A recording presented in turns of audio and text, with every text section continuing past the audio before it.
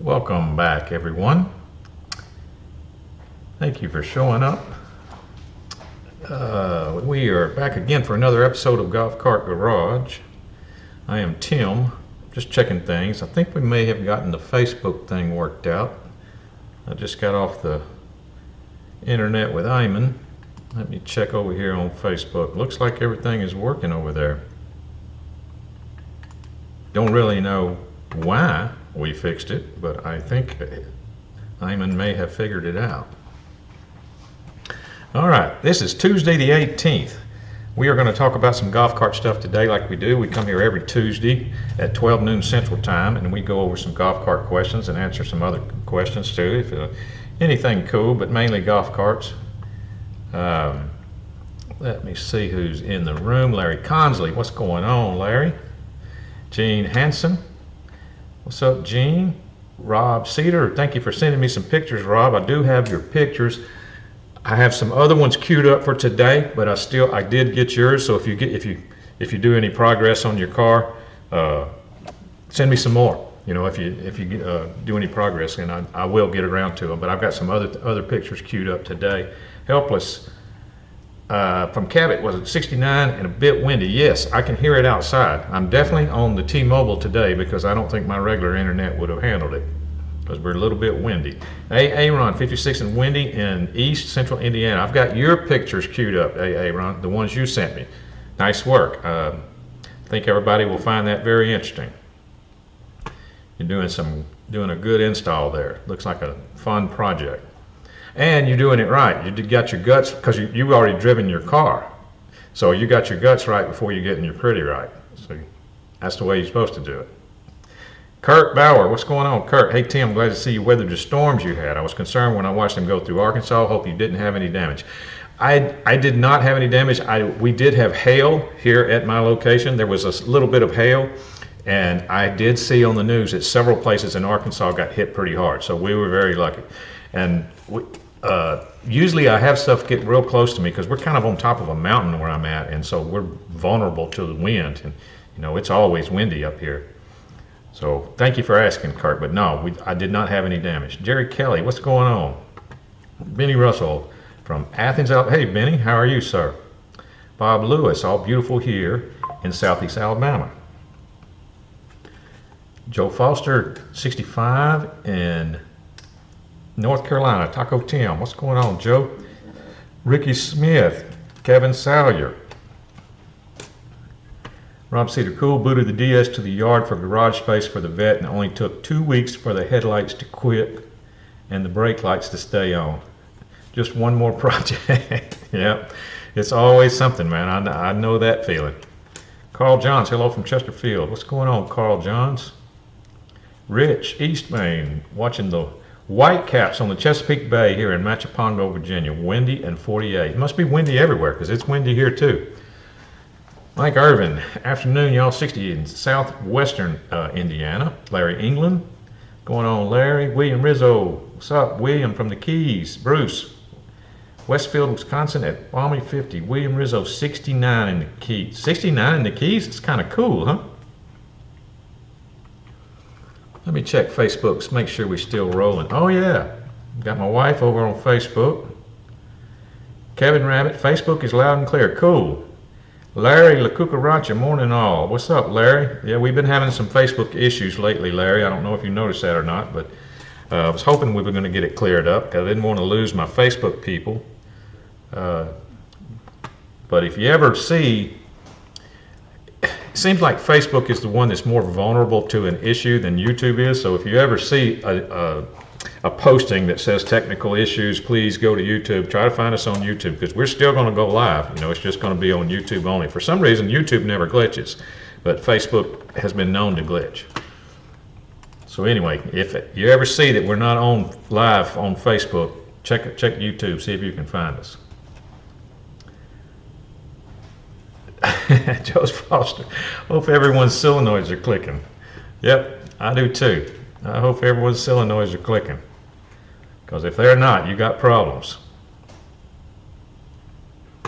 Yeah, cold front in the Keys at 69. Yeah, we might be that warm here today.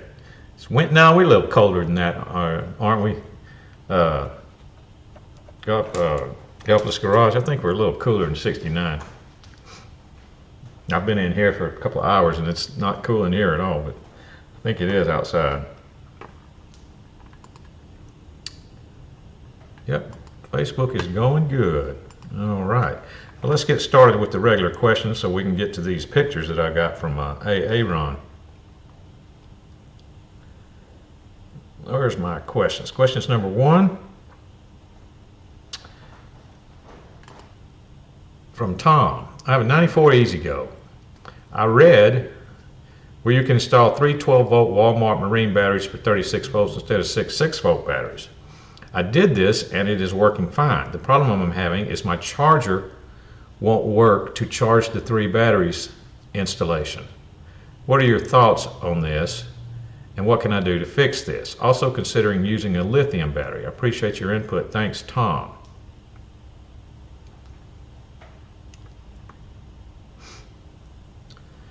Well, Tom, the answer to your first question, you read somewhere where you can install 3 12-volt Walmart Marine batteries for 36 volts instead of 6 6-volt batteries. That is true. You can do that. I don't recommend that for a long term because your charger is not actually going to charge those correctly, even if it does come on and charge, and it should come on and charge with no problem. I would rather see, if you're going to do that and you want to get the most life out of it, you should always charge those 3 12-volt batteries individually with a 12-volt Marine deep cycle charger, and then you'd get the most life out of them. But if you try to run those in your golf cart and charge it with your golf cart charger, even if you do figure out why your charger's not coming on, because it should come on, they're not going to last you very long and you're not going to save any money in the long run. The people do that because they think they're saving money. Well, you're going to change them out twice as often as you would 6 6-volt batteries. So that's not saving money when you factor that in. So anyway, you can do that, but if your charger's not coming on, you may have I would recommend charging each one of those 12-volt batteries individually when it's time to charge your golf cart with a 12-volt deep cycle from Walmart. Get a charger from Walmart that's matched to those batteries. William Rizzo, we're getting RV ready for NASCAR Miami race this weekend. Cool.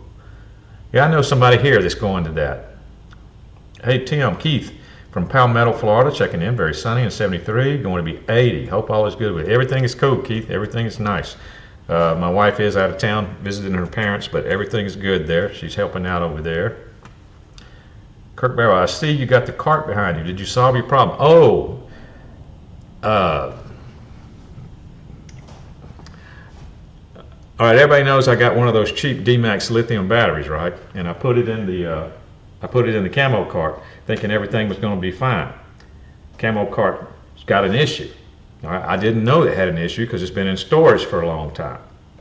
So I put the lithium in and was able to drive it, and I could feel, it's powerful, but then it started having all kinds of issues, and I was worried that it may have been a battery issue, even though I had a voltmeter. I got a voltmeter in my seat watching the voltage. Even though it's not showing it's the battery issue, it's something completely unrelated. It wouldn't even pull itself out of a small hole without it. You know how when you have when you have one battery dropping out of your pack, you know what it does to a golf cart? It makes it, a lot of customers describe it as a shudder or a stutter. Anytime they say that, it's almost always a battery related issue. There's no doubt about it. I would have described the camo install with that lithium as a shudder or a stutter, okay? But I'm not seeing it on the voltmeter. So it's not 100% a battery related issue, it's just most of the time it is. So anyway, now I know it's not the battery because I couldn't stand it. The only other test vehicle I have is the race car. So I took that 36-volt lithium battery and put it in the race car, and I'm gonna tell you what, we're like you know what KTM's motto is? Ready to race? Well, we're ready to race over here. We're like KTM right now. 36-volt car. I'm calling all 36-volt cars out. Me and the sleeper are ready to tackle you. So that's my official test vehicle for the battery. Now I got to figure out what's wrong with the camo card, because I did not get that battery for this car. This car's never even tasted lithium before, and this is the first time. It's been on 48 volt lead acid. It's been on 72 volt lead acid. It has actually been on 144 volts before. Same controller that's in there now. That controller that's in there will handle a wide range of voltages, all the way down to 36 with no problem apparently, because I drove it all around. It's crazy fast. I'm not going to say how fast it is. I tell you what I wanted to do. I've seen some videos, maybe some of you know what software this is. I see people making videos on YouTube, and they've got the video of their cart, you know, or they're inside their cart, but in the bottom of the screen, it's got a little speedometer that shows how fast you're going. Does anybody know what software package that is? Because I'd like to know what that is, because I don't want to say how fast it is and you not believe me, or people think I'm lying or whatever. I'd like to be able to prove it. Like all my other videos, you know, that are on YouTube that I did years ago, we did them at the track, and that's why we did them at the track, because it's proof. You're at a track, you know, and there's a timer, and I made it a point to make sure that the camera never cut away from the cart or the scoreboard. So it's proof that how fast I was going. It's proof of what my time is. Because inevitably, you're always going to have somebody that calls you out, calls you a liar, calls you a cheater. You know, that happens in racing. You got people cry cheat, you know, or people cry lie. Well, I don't want that. Let's see. D-Max, how's it going? Oh, D-Max, how's everyone? What's going on, D-Max? It was good to see the Wood brothers win Sunday. Rob says, Rich Eastman, I like how it's referred to as the cheap D-Max battery. Yeah. D-Max, I told you guys it's a good battery. I tell you what, man, at this point, I think it is. I think it's a very good battery so far. Now, obviously it doesn't have very much time on it, and it's in a strange setup. I mean, this car is as dangerous as it can possibly be. Even the seats, I know everything looks OEM, and it's made to mimic OEM, but there's a weight difference. This car has had so much weight shaved off of it. I mean, the floor pan, I don't know if you can see it or not. The floor pan, that's plastic. It's not even the original metal floor pan in there. The seat is a very inexpensive copy of an OEM seat that was half the weight. The steering wheel is off a newer model E-Z-GO because it's a lighter steering wheel. There's no sill plates, there's no nothing. There's lots of weight savings. I remember when I was putting it together and trying to set the record for different times, I had a trash bag, and everything I'd take off, I was putting it in the trash bag. And when I got through, I weighed the trash bag. And I believe, if I remember right, at the end, I had removed 165 pounds from the cart. It's also permanently wiring forward. It has no reverse, but to go backwards, it's so light. The whole car is very light. You just put your foot out and you can stage with no problem, you know, at the lights at the track. But anyway, it's so far so good on the battery. That's my test vehicle for it, and it's working out really good. Ron says you record on both cameras and combine those videos with OBS. So you say both cameras. What, I get 2 GoPros? Is that what you're saying?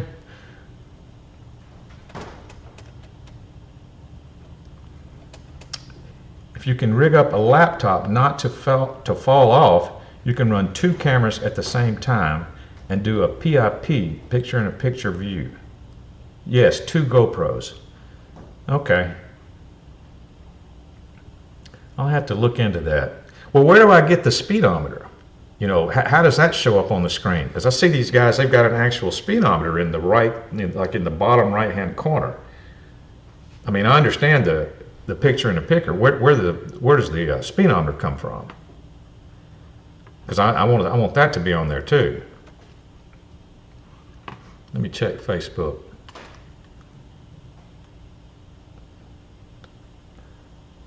My wife says runs like a scalded dog.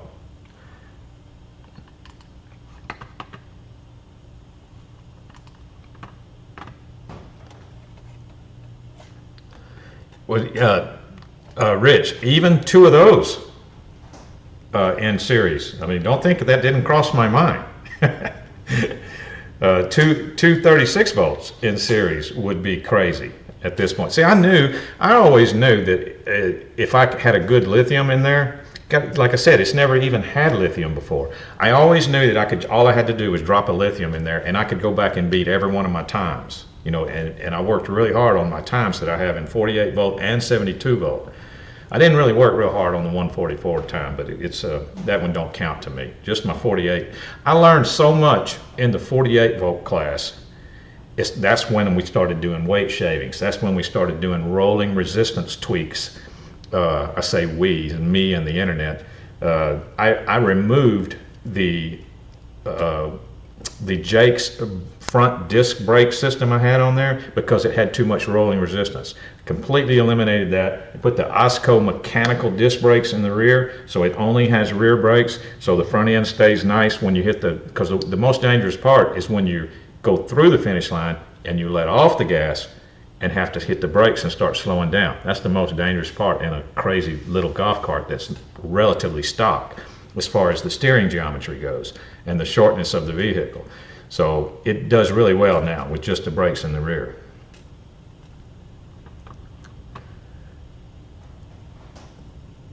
Yeah, I've already clocked it, Sir Walter. I mean, I know how fast it is, but I want to show it in video how fast it is, without a doubt. You know, I want to know. I mean, I've got speedometer apps on my phone. That's why I was so surprised.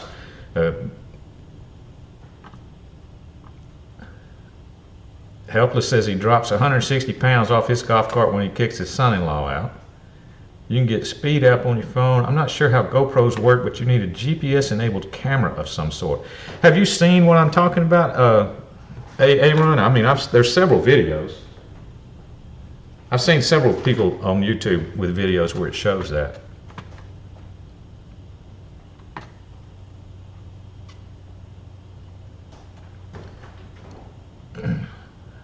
William, I forgot what the question was. Let me back up. Cold front. Let me see here. Futon. Is Facebook cutting in and Futon anyone else? Joe Williams on Facebook. Looks like it's rolling to me. It might be cutting in and out because that's the one that when we were talking about gives us a little trouble. What's up, Joe Williams, anyway? Okay.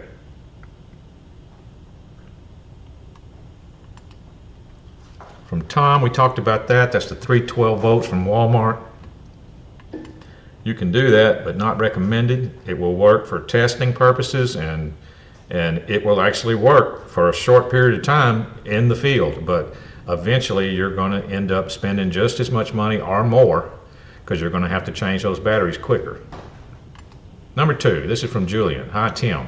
I have a 74 Harley Davidson D4E. Both diodes at the back side of the speed controller are bad. A 74 has a speed controller? Might be talking about something else. It seems nearly impossible to find parts lists for this year, 1974. Some of you who are a lot more knowledgeable than me might chime in and get me on the right path. I think I need a parts list for the year. Or if you could help me with the part numbers, that would be great. Also trying to save this. Looks like new old cart. Thanks in advance, Julian. Well, Julian, you need to get familiar with the internet if you're not already. The internet is definitely going to be your friend for a cart that old. For that old. Any old, I've said it before on here, any relatively old golf cart that I have trouble with, that I'm having trouble finding parts with, sometimes I've found vintage golfcartparts.com. Vintage golfcartparts.com.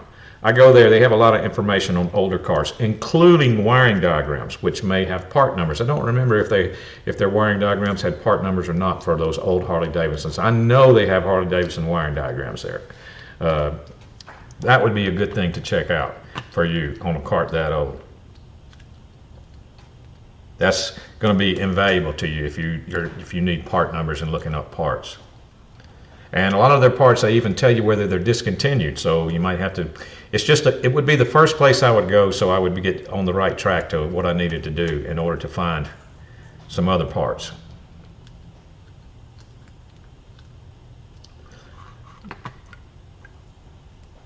Working on just me to use for the GPS speedometer on your GoPro. D-Max, thank you, sir.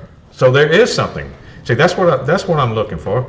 You emailed me the app to use for the GPS speedometer on your GoPro.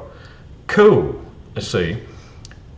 Aaron says you can run a speedo on your phone, then get your phone in frame on your GoPro.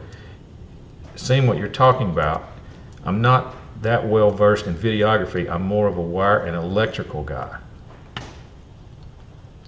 So I can get the D-Max says I can get the speedometer on my GoPro. Okay, cool.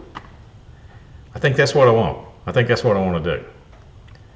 Because honestly, I really don't feel good about one hand in it with anything else in my other hand. Not really a good idea. Steve Miller, I'm working on a G22, replace the controller, still having issue. It chugs after riding it around a while. Well, Steve, we just got through talking about that. G22E, does that got a run tow switch? Does a G22E have a run tow switch? Because the chugging part, that's what was happening to me. Normally, that means a battery issue. You know, normally that's what that means, is a battery issue. But in my case, on the camo cart, that was not a battery issue. It's either a controller or a motor issue in my case. So but you need to eliminate as it being one of your batteries, because it could just be one of your batteries that's causing that. My wife just made Jello shots for this weekend. I'm currently testing them for quality control. Cool. Sometimes you got to do that. What a coincidence. We had Jello shots for breakfast today. Breakfast of champions. Doug Newbecker. Hello, I have a 36 volt cart and I'm about to put a 48 volt battery in it. It has a 400 all-tracks conversion. Is the motor able to handle the 48 volts? What will the benefits be? Are there any drawbacks? You have a 36 volt cart and you're about to put a 48 volt battery in it. Yeah, the motor can handle it. 36 volt motors can generally handle 48 volts with no problem. What you're going to want to do is you're going to want to check the motor for heat. That's it. You're going to have to check it for heat. After you get it all set up and everything is going, just check it for heat. What 36 volt car are we talking about, Doug? Is it a series wound car or a shunt wound car? Okay, so it's all new batteries, Steve. All right. Well, when I say the chugging is usually a battery related issue, I'm including the batteries and I'm including the cables. Loose connection can cause that. You know, you can have you can check for heat in every connection, every main connection. Go around checking for heat. Let's see, you said it's a, Doug Newbecker said it's a 36 volt club car. It's an 86 club car. Okay, is that a resistor cart or a controller cart in 86? You got a bunch of coil resistors that get real hot.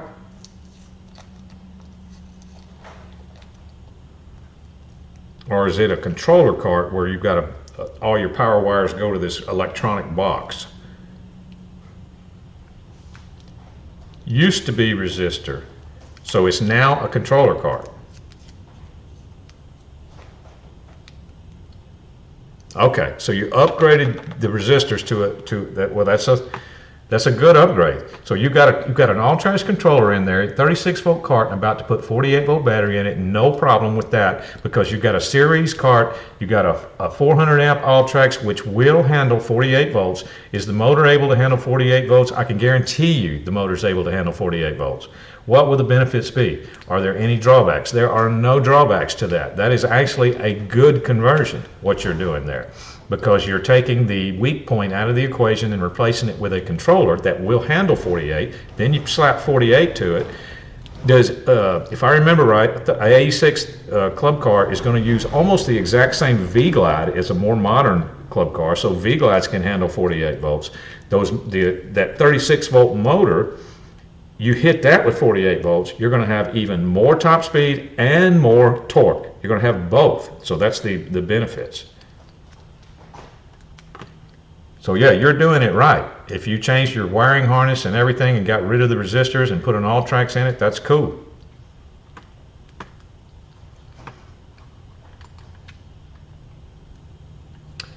Check in, haven't been here in a while. Daryl Kimbler on Facebook. What's going on, Daryl? Thank you for stopping by.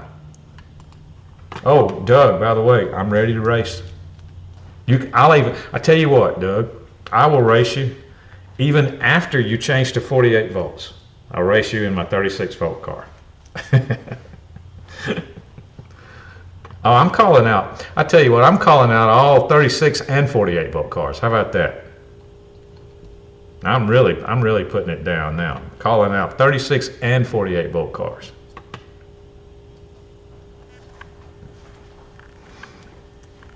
Mr. D, guys, Doug Newbecker, hello, you're on. LOL.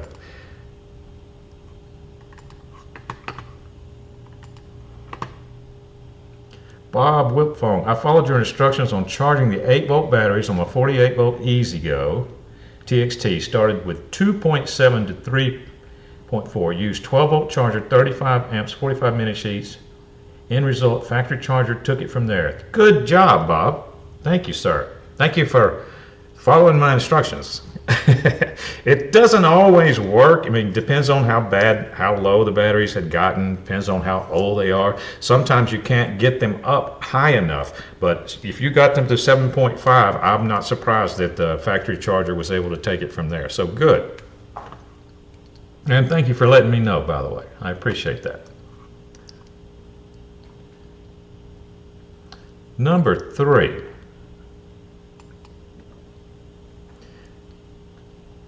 Is it necessary or recommended to remove the governor arm, shaft, and fork when completely bypassing the governor on a G16? From Cyrus.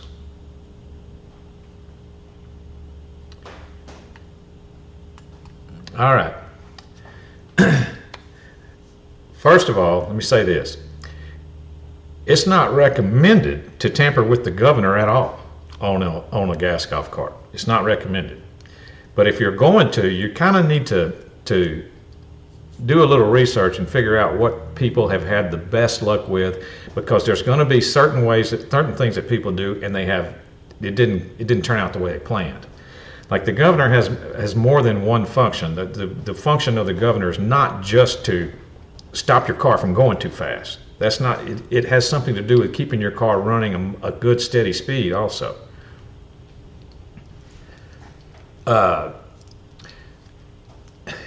The best thing, Yamaha makes it very easy. You know, I think on pretty much all of them. I know they do on the G1, G2, and I'm pretty sure it's the same way. There's just a screw. You just tighten it up. What you can do is you can take note of where your governor is at the present time. See if you're satisfied with how your car runs, and then just start tightening that up and see if you still get that good low speed driving ability. Because a lot of times what will happen is that it does make your car faster, but you start to lose the low speed ability in your car. You can't just creep around anymore. It'll be jumpy or something when it gets down there. You might have to back off of it a little bit. It's just a matter of experimenting. I have never completely removed the governor, but I know that there's probably some people that have. They've probably removed the arm and everything out of the inside of the transaxle. That's pretty complicated. If you really need that, then it might be time to either get a side-by-side or do a big block swap or something on that card. Bob Whipphone, as always, thanks for your help and support. You rock. Thank you for your support, Bob.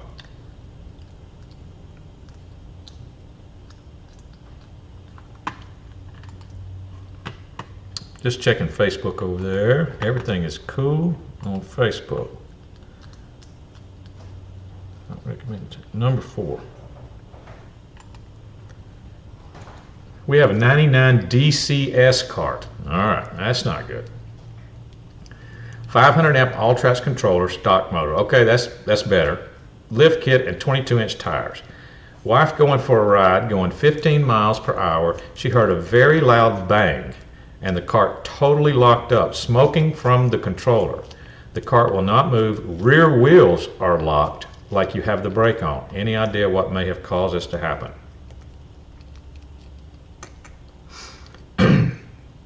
Well, Roy, doesn't sound good. Doesn't sound good at all, because there's no way to lock the rear end up in coincidence with the controller smoking on a DCS. There's no motor brake. So no matter what happened, you shouldn't be able to lock the rear end up. Okay, so if the rear end is locked up and the controller smoking, guess what else is locked up? I'm pretty sure your motor's locked up. Electrical motor. The electric motor is locked up in there, burned up. For some reason, the electric motor burned up. It's directly in cahoots with your controller too, and the fact that your controller is smoking, that kind of adds to my suspicion. But you can't lock the rear end up without the motor being locked up. So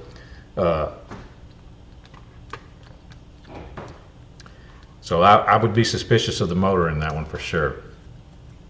William Rizzo, I turned the governor all the way up on my wife's Yamaha Quiet Tech. It now goes about 25. Cool.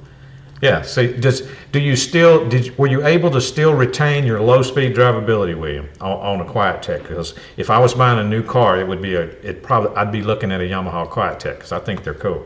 But I was wondering if you still could creep around on it. Big Mike, what's going on, Big Mike? Thank you for showing up there.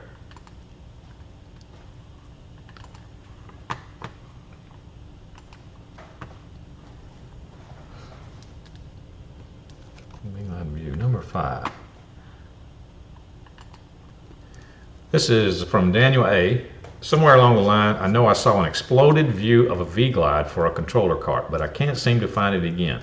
I've seen that exploded view somewhere too, Daniel. I can't remember where that was. It may have been in a club car service manual somewhere. Does anyone have such a thing or know where I can find one? I want to know what all is inside it before I decide to tear into it. Now, I can tell you what all is inside it. I haven't pulled mine yet, but I want to be prepared. I assume it's the contact wiper arm, yep, with wiper arm with brush, yep. And then there are resistors installed on the other side. You said inside as well. Yes, they're on the other side. It does have a series of resistors from contact to contact, so that the arm moves and the resistance increases or decreases. I'll start by doing a resistance check on the output wires, but I still want to tear it apart and clean and lube everything before I put a new controller in my car. Any help is appreciated. Thanks. You're exactly right, Daniel, on what's on the inside. It's not very complicated, but there is a series of resistors hooked together on every one of the back side of those copper contacts that changes the resistance level as the accelerator pedal is being pressed. You really don't need to take it apart, because there's nothing that can really, there's no adjustment there except for maybe a little bit of adjustment in the wiper arm itself. You really just need to make sure that it's going to the top contact when your accelerator pedal is all the way down. Now you could check your 0 to 5K or 5K to 0 setting with your ohm meter, because it's going to be one of those two. It's either going to be 0 to 5K or 5K to 0 as you press the pedal on a club car V-Glide. And then you could put your ohm meter on the correct wires and make sure that you're getting the full signal. That would be what I refer to on this channel a lot as the wide open throttle signal, WOT. So you definitely want to make sure that you're getting WOT. If you're suspicious about that, though, it might be just because your wiper arm's not going all the way to the top contact. So I'd like to know what it is you're trying to accomplish there. William Rizzo says he was able to retain low-end drivability. See, now that's easy to me. You don't need to go more than 25 miles an hour on a, oh, listen who's talking. You know, I was about to say you don't need to go more than 25 miles an hour on a stock golf cart. Well, I can promise you this one's over 25. Wait till I get my double GoPro with my speedometer. And I'll show you. Just checking in. Okay, we're still cool over there. Number 6. Oh, number 5. What was I talking about? Go to also on this the exploded view of a V-Glide. I have seen that before, and it tells you the resistor values for each resistor on the backside too. And you have to understand too, back in 95 or 96, somewhere in that area, they actually had an upgrade, an update. It was an update bulletin for service technicians, because the old V-Glides had a bad, not a bad spot, but they had sort of a dead spot in the acceleration curve, and it was because of those resistors. So Club Car came out with a resistor repair kit that the technicians had to go through all the fleets, take all those resistors off the back, and put this new series of resistors that smoothed out the acceleration curve. Maybe that's what you're running into. Maybe that's what you're trying to accomplish. Well, anyway, you might want to look into that. If I had my resistors, I'd tell you what the part number is for that. Let me look and see what I've got here, because I've got a set of those resistors somewhere.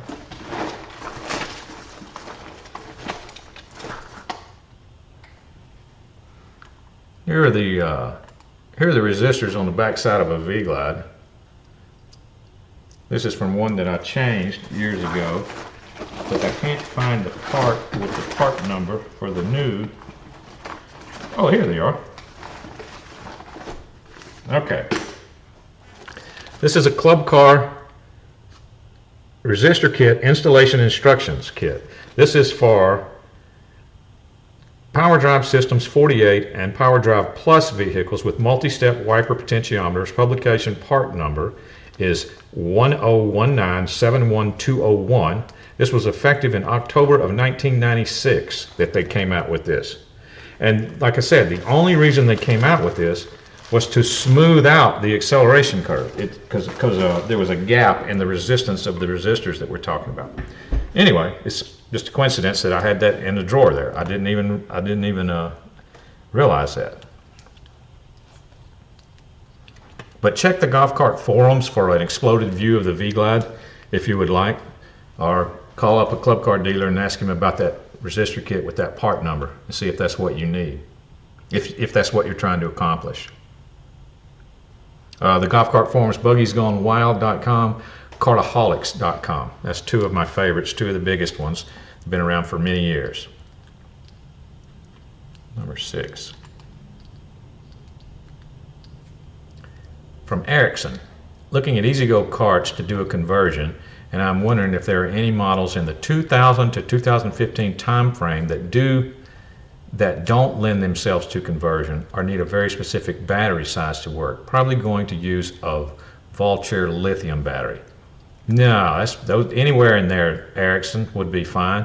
2000 to 2015. This is what I would recommend on those. If you get one of those 2000 to 2015, just change the battery to lithium first and just see what you got, because you're going to lose a lot of weight just doing that. That's going to be a performance add, just that alone. And then you go from there. The lithium is going to be your foundation, or your battery pack is always your foundation for the golf cart. And then we start talking about controller and motor. Then we go there. But just do the lithium first. Get the cart driving. Do this in steps. Do things one at a time. That way, if you have an issue, you'll know you can back up a step. Instead of wasting your time trying to diagnose what is going wrong.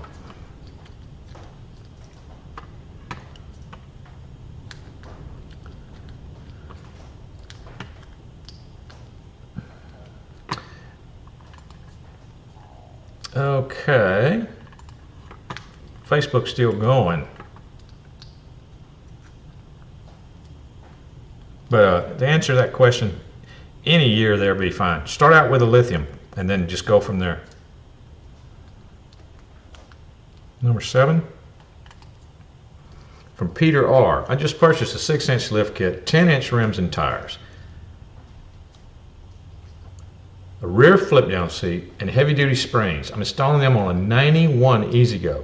Should I be looking for any potential disasters? What is the best way to lift the cart to accomplish the most? Best order to do the install? Well, the best order. Okay.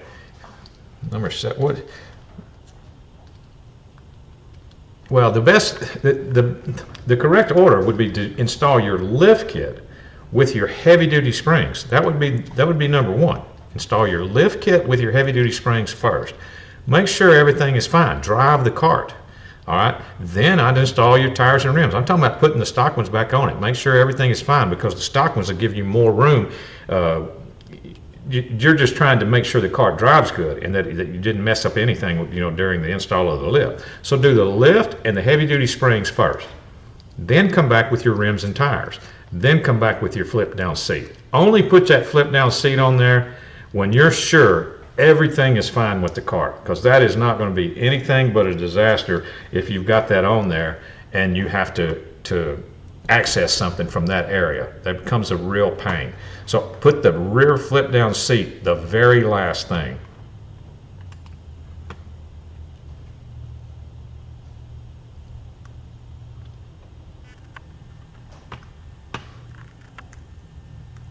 On the number 8. From Leroy, I have a 2006 G22 gas with 6-inch Jakes, lift kit, 22-inch tires, Jakes clutch kit, and rear seat. And I'm addicted to modding it. I plan on taking mine camping and desert. I'd like to do a little off-road on it, but I understand this is a golf cart, not a Rhino. I'm a little confused about whether modding my exhaust is worth it, or is the Plowman exhaust a better way to go? I don't want it too loud. Well, Leroy, you're on the right track and you already know all the good stuff, because Plowman has a lot of experience at modifying Yamahas. It's the only thing he messes with is Yamaha golf carts. So he's got mods that he came up with. He's over the years, and they're all very well reviewed. And if anybody can help you to figure out how much you want to get out of your gas Yamaha, it would be him, Don Plowman. So go to Plowman's and see what they can give you as far as modifications. You already got the clutch kit in it. You're going to add a rear seat. I think they even have head mods at Plowman's that they can do. You can send your head in if I'm not sure. Go check the website, Plowman's Carts.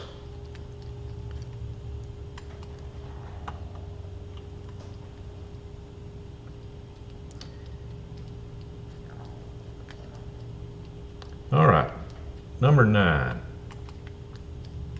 This is from Kiefer E. I understand that you can't have your cake and eat it too.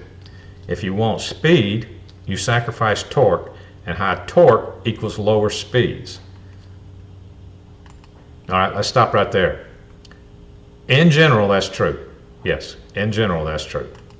All right, now, well, I'll come back to that. However, while surfing the internet, I came across the Alltrack site, and they seem to have developed a compromise of sorts. According to them, you can install a high-speed motor and get 20 plus miles per hour, and then add a 650 amp controller and see a 30% increase in torque. Is this too good to be true? Someone more knowledgeable than I, please enlighten me. That is exactly right. That's why I said in general, that's true. If you only change the motor, then that's usually true. If you just change the motor and you change to a speed motor, in general you're going to lose torque. If you just change the motor, if that's all you did. So you got to be real specific when you use that saying, if anytime you gain speed, you're going to lose torque. This car's geared pretty high and still has a lot of torque. So you can compensate for the loss of torque with a bigger controller, because a higher speed motor is going to want more amps. I've said it on here before that just because you put a 1,000 amp controller in your golf cart, it doesn't mean that it's ever going to use even close to the 1,000 amps. It's going to use the same amount of amps it was using before with the stock controller if you kept the same motor, because the motor only uses what it needs in order to accomplish the task.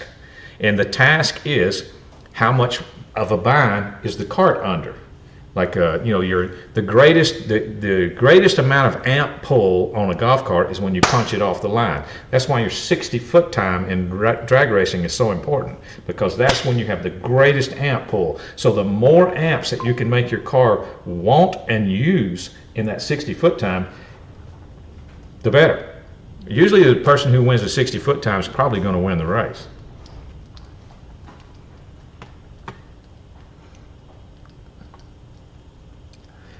Let's see, Big Mike. Okay, I know I'm probably getting annoying with these questions, but here we go. I have a 17 TXT 48 volt. I would literally just have to buy a lithium and charger, and that's it. Or do I need controller? No, all you got to do is buy a lithium and the charger. Go with a company where they have some kind of package deal where you get the battery and they give you their charger with it. You know, their charger. They're going to recommend you use their charger in case there's any warranty issues. Have you been to golfcartgarage.com and looked at the Ecos? I mean, we have packages for 48 where it comes with everything you need.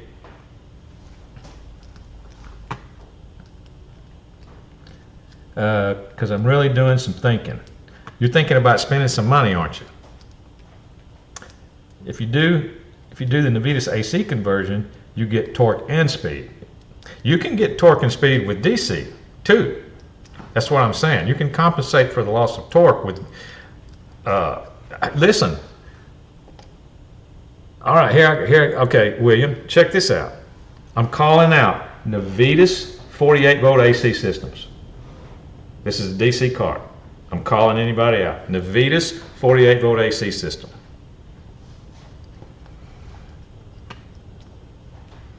Ready to race over here, guys.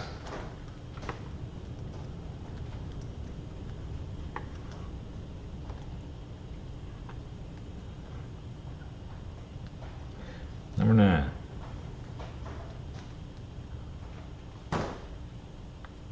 Okay, number 10. This is the last regular scheduled question.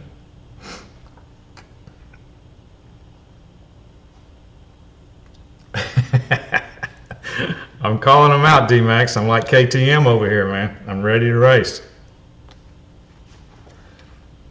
Number 10.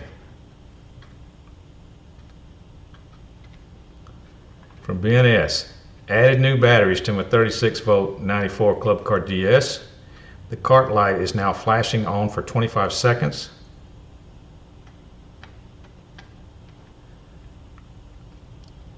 Off about 5 seconds. Drove cart. The car seems to have low torque up hills and runs a bit slow. Batteries metered well. Look for suggestions on what to do. 36 volt 94 Club Car DS. All right. The light is flashing on for 25 seconds above. Okay, that sounds like a low voltage light. Drove cart. The cart seems to have low torque, up hills,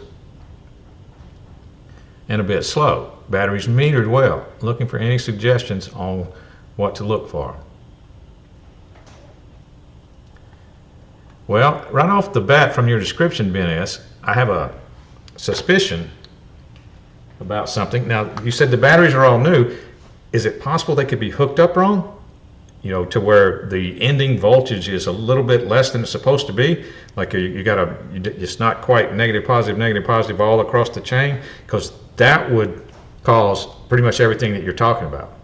If the batteries all meter, they'd still all meter well, but you got a wire, you got a positive to a positive connection somewhere.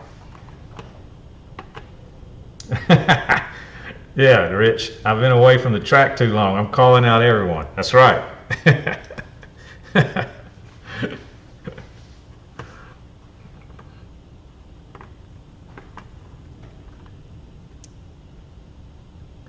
Mr. D, those factory old school DS meters are garbage. Get a newer LED one.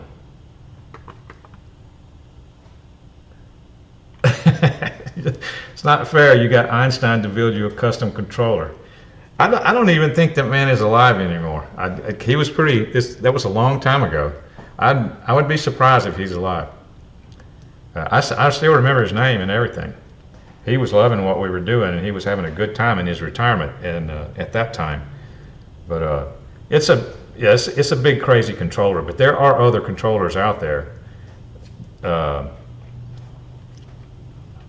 Let me see what it says on there.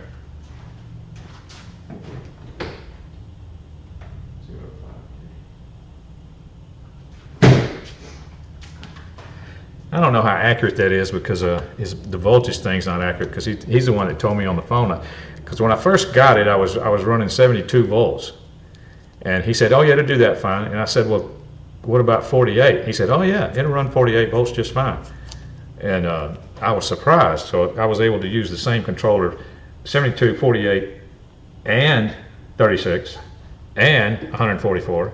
So it's a big range of voltages that it is.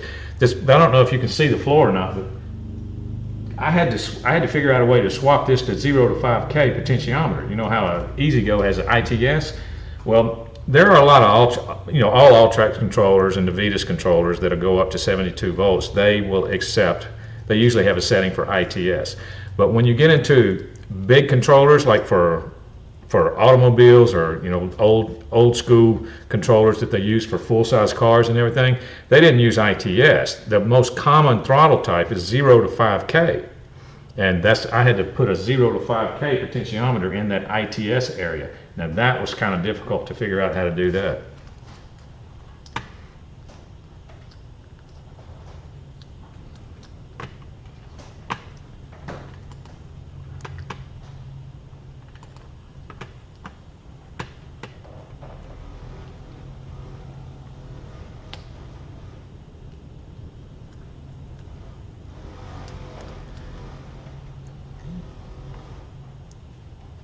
Okay. Uh-oh, messed up there. All right, here, I'm back there. Okay, now that was number 10, right? That was the last one. Yep, that was number 10. I would like you, this is what I do, Ben S. Take your voltmeter, positive and negative leads of your voltmeter, and put them in your charging receptacle, the spot where you plug your charge in. Put one lead in one and one lead in the other, and see what you're getting there. See if you're getting full battery pack voltage, like 36 or more. And then you tell me it was a 36 volt car? Yeah. See if you're getting 36 volts at that charging receptacle. If you're getting like 30 volts, then you got a wire wrong. You got one of your batteries wrong, and that could be causing your whole issue. Booyah, Chevy Man. What's going on, Chevy Man? Thank you for stopping in.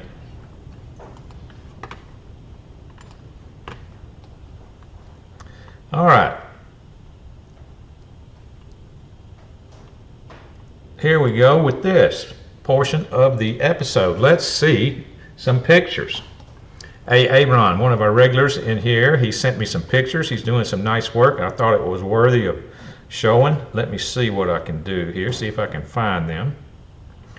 Here's number one. I had to condense them, or Ayman had to condense them.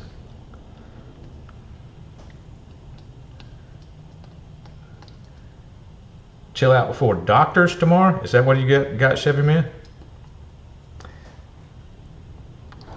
Aaron's doing he's doing a complete, that's all right, he's doing a complete electrical renovation on a Club Car DS, and I thought it was worthy. So here we go. Here's his first picture. This is all about a Club Car DS, and now I remember, I believe that you were the one that was asking me dimensions or a way, or you were trying to figure out how to mount that lithium battery long ways instead of across the cart. You were trying to mount it the lengthwise of the cart. In other words, perpendicular to the rear axle instead of parallel. And I didn't really understand why you'd want to do that, but now I do. Now I see why you wanted to do that, because you needed that battery compartment on one side for your charger and your controller and your solenoid, and then you needed the battery tray on the other side for your 12 volt accessories and your voltage regulator, which I think is pretty cool. So that is pretty neat. And I've got more pictures here. I know that's not very good, but there's this. This is a series wound cart, and he's also changing his forward and reverse up there in the top right hand corner, changing his forward and reverse, mechanical forward and reverse, to the push button type. That's what you've got to do. That's the push button type forward and reverse for a series cart. He can now just push a button and switch from forward to reverse. It just clicks. It makes these solenoids click to reverse polarity to the motor. Let me see this other picture, see how it turned out. There we go. Okay, there's this one battery tray on one side for all his 12 volt stuff. The voltage reducer and all his 12 volt connections in that battery tray. There's the lithium going long ways down, from front to back instead of left to right. Here is the picture of the lithium on top of the D&D motor, I believe you told me you had right there. And then there's just another backed up view Yeah, I might go to. Oh yeah, you're changing all the battery wires. I'll come back to that. You're changing, yeah, right here. The first one is you're changing the battery wires from that to the red. Y'all can't see my cursor, can you? I think I've asked that before. When you see these pictures, y'all don't see my cursor floating around on the screen. Here I am. I'm sitting here pointing to all this stuff with my cursor, thinking that y'all can see it. But I think I remember you telling me that it doesn't show up. But that's going to be a really clean install, and everything is going to be able to be, accessed easily. Look at all the 12-volt stuff.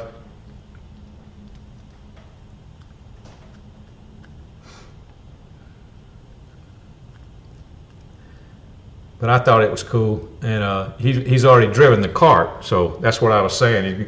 He's already driven the cart, so he already knows that he doesn't have any issue with the lithium install, so he's getting his guts right before it's pretty.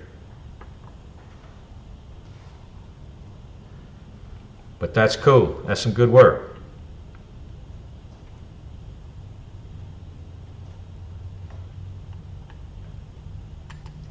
Doug Newbecker, question about 12 volt voltage reducer.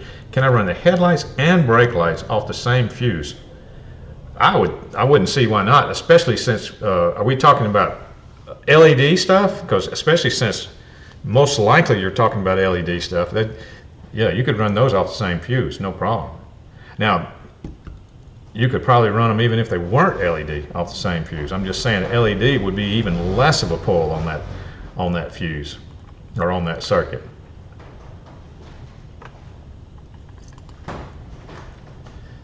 Just checking over there and make sure. Yeah, the LED, don't worry about it. Run them both off the same. That's not going to be a big draw at all.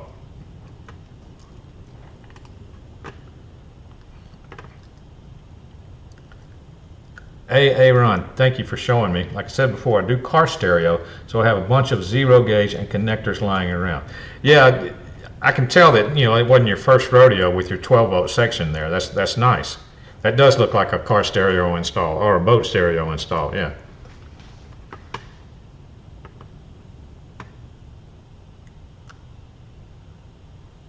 Yeah, mine does not. My 12-volt area, when I use a voltage reducer, like on that camo cart, it's not going to look near that neat, which I would like to do that. But the fact that it has an issue now, that does give me an opportunity to start with a clean slate, just like what you're doing there with that DS. So I very well may do that and get everything nice if I decide to keep it. I'm not sure what I'm going to do.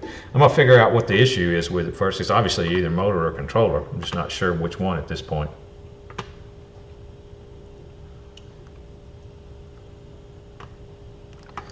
Okay,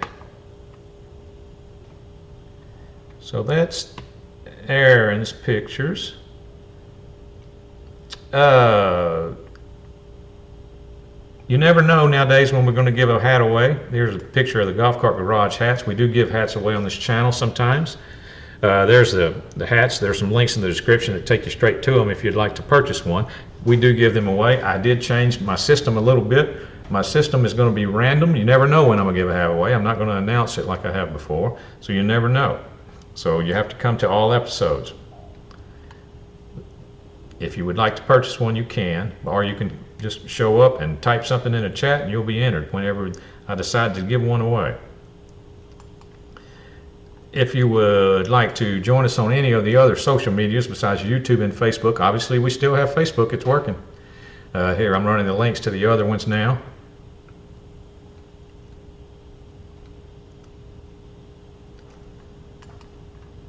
If you'd like to send me some pictures like what Aaron did, here's my email. That's 00timfreeman@gmail.com. That's not the letter O, that's the number 00timfreeman@gmail. Send me some pictures of your golf cart or some of your work. I'll be glad to feature them. I do have some. I'm going to feature Rob's Corvette either next time or time after that. He sent me some pictures. Here's contact information for Golf Cart Garage. support at Golf Cart Garage is the main email address. If you want it to get to me, either use my direct email address that I posted or put attention Tim onto that one. I'll get it either way. Everybody there knows who I am. They'll get me the email. I've been showing these lately. We do have some other choices when we give hats away. There's our Eco Battery t-shirts and Eco Battery hat. That's one of them. Don't let friends do lead acid like Mike.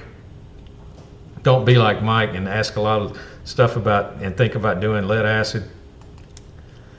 Number 2, there's another Eco hat that we have.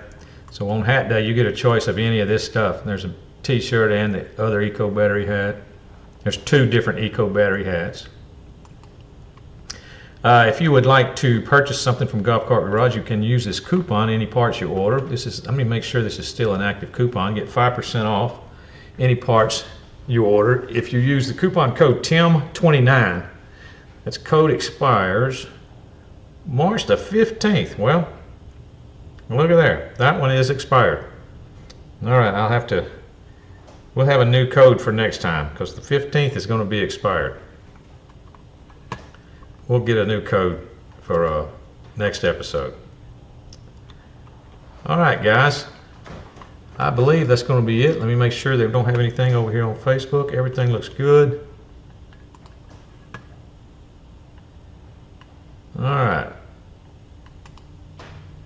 I will see everybody next Tuesday. Please join us. Please join us again.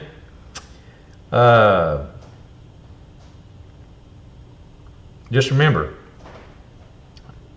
Tim is ready to race. The garage is now closed.